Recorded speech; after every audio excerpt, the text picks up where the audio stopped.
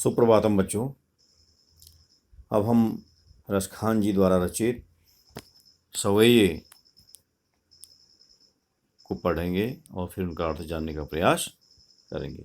बहुत ही सुंदर उनके द्वारा रचित ये सवैये हैं जो गेय पद हैं, जिनको गाया जा सकता है। देखते हैं पहला पद क्या कह रहे हैं रसखान जी।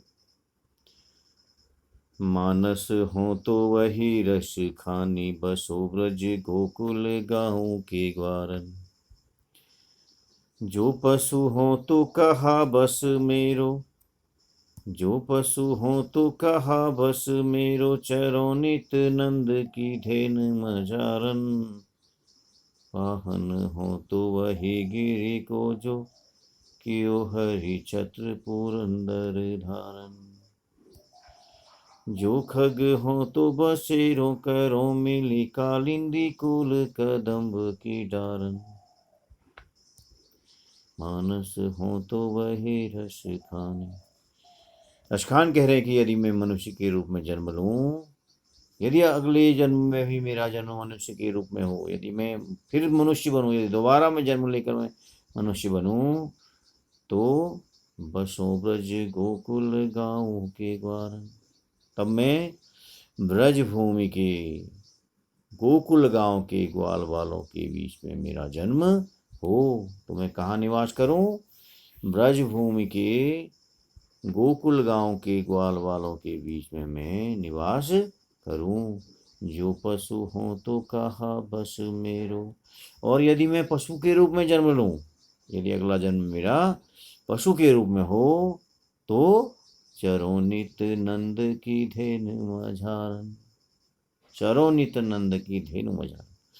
और यदि पशु के रूप में मेरा जन्म हो, यदि मैं अगले जन्म में पशु बनूं, तो मैं नंद बाबा की गायों के बीच में चरा करूं।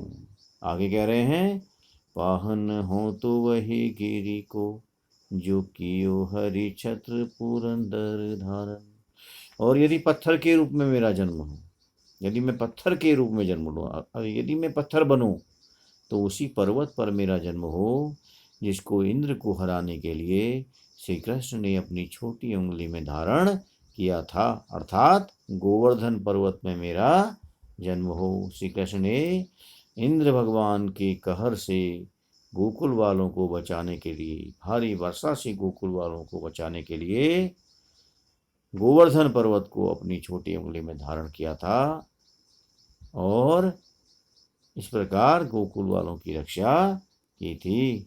तो मेरा जन्म यदि हो पत्थर के रूप में, यदि मैं जन्म लूं, तो उस पर्वत पर मेरा निवास हो जिसको श्री कृष्ण ने इंद्र को हराने के लिए अपनी छोटी उंगली में धारण किया था। आगे कह रहे हैं, जो खग हो तो बसेरो, करो मिली कालिंदी कुल कदम्ब की डारन।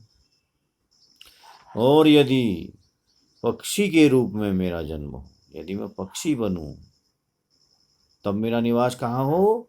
कालिंदी कूल कदम्ब की डारन। कालिंदी कहते हैं यमुना नदी को।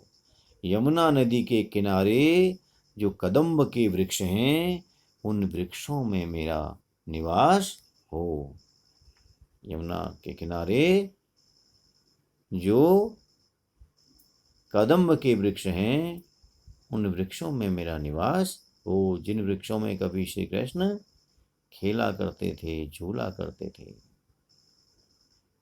इसके बाद हम अगला सवाल देखेंगे और फिर प्रश्न उत्तर करने की कोशिश भी करेंगे।